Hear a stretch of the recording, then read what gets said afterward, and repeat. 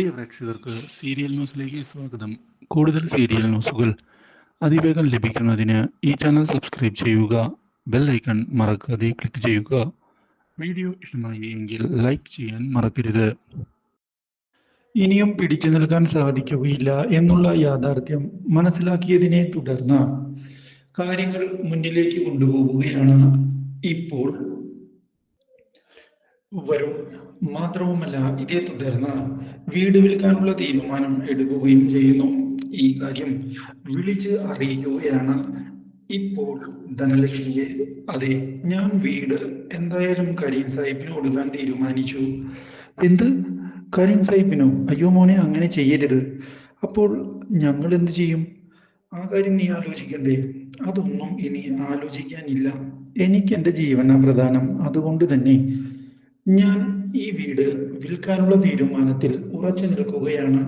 നല്ല കായി അയാൾ തരാമെന്ന് പറഞ്ഞു. അതുകൊണ്ട് തന്നെ ഇനി നമ്മൾ തമ്മിലൊരു ഇടപാടില്ല കേട്ടോ. ഫോൺ കട്ട് ചെയ്തു പോവുകയാണ് വരുൺ.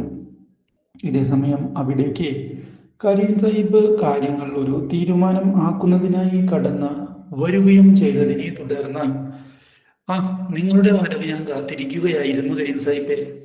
നമുക്ക് ആ ഡീലങ്ങ് ഉറപ്പിക്കാം. ആ കാര്യത്തിൽ ഒരു സംശയവും വേണ്ട. അപ്പോ എങ്ങനെയാ മോനെ കാര്യങ്ങൾ?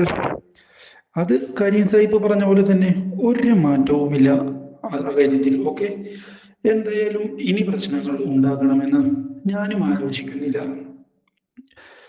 അപ്പോ നമുക്ക് നല്ലൊരു കച്ചവടം ഉറപ്പിക്കാം അല്ലേ? അതേ കരീം സാഹിബ്, ഒരു പ്രശ്നവുമില്ല, ഞാൻ ഉറപ്പു നൽകുകയാണ്. ഇതോടെ കാര്യങ്ങൾ മുന്നിലേക്ക് കൊണ്ടുപോകുന്ന വരുൺ ഒപ്പിട്ട് നൽകുകയും ചെയ്യുന്നു. ഇതോടെ കരീം സാഹിബ് സന്തോഷവാനായിരിക്കുകയാണ്. പക്ഷേ ഇതിനിടയിലാണ് ഈ കാര്യം അറിയുന്ന ധനലക്ഷ്മി, ഇനിയും എനിക്കിങ്ങനെ ജീവിച്ചിരുന്നിട്ട് ഒരു ഉപകാരവും ഉണ്ടെന്ന് തോന്നുന്നില്ല. ഞാൻ മരിക്കാൻ തീരുമാനിച്ചു, ഞാൻ മരിക്കാൻ പോവുകയാ എന്ന് പറഞ്ഞ് മരിക്കാൻ ശ്രമിക്കുമ്പോൾ അമ്മായിമാർ ഓടി വരികയാണ്. എന്തുപറ്റി? എന്താ ഇവിടെ കിടന്ന് ബഹളം വയ്ക്കുന്നേ? എല്ലാം നഷ്ടമായി. അവൻ എന്നെ ചതിച്ചു. ആര് ചതിച്ചു?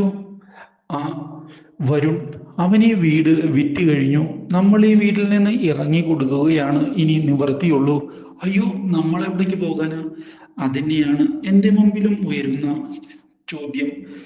നമ്മൾ എവിടേക്ക് പോകാനാ? നമുക്ക് പോകാൻ ഒരു സ്ഥലമില്ലല്ലോ. അത് പ്രശ്നം തന്നെയാ. ഇനി കാര്യങ്ങൾ കൈവിട്ടു പോകും. ഒഴിവാക്കാൻ പറ്റുകയില്ല കാര്യങ്ങളൊന്നും. ഇതേ സമയം കൺമണിയോട് വിചാരിച്ചതുപോലെ കാര്യങ്ങൾ നടന്നു. കൺമണി, ഇനി ആ വീട് കൺമണിയുടേത് തന്നെയാ. ഇത് കൺമണിയുടെ വിജയത്തിന്റെ ദിവസമാണ്. നമ്മൾ ഈ വിജയം ആഘോഷിക്കുക തന്നെ ചെയ്യും എന്ന് പറഞ്ഞുകൊണ്ട് കൃഷും കൂട്ടരും കാര്യങ്ങൾ മുന്നിലേക്ക് കൊണ്ടുപോവുകയാണ്.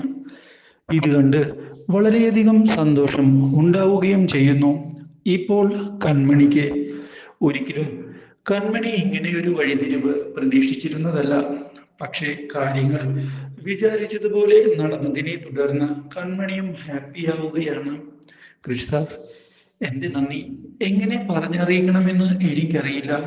ഞാൻ ഒരുപാട് സന്തോഷത്തിലാണ് കൃഷ് സാർ. കൃഷ് സാർ ചെയ്തു തന്ന ഈ കാര്യം ഒരിക്കലും മറക്കില്ല. ഇതോടെ അതിൻ്റെയൊന്നും ആവശ്യമില്ല കൺമണി. ഇതൊക്കെ നിനക്ക് വേണ്ടി ചെയ്തു തരേണ്ടത് എൻ്റെ കടമയാണ്.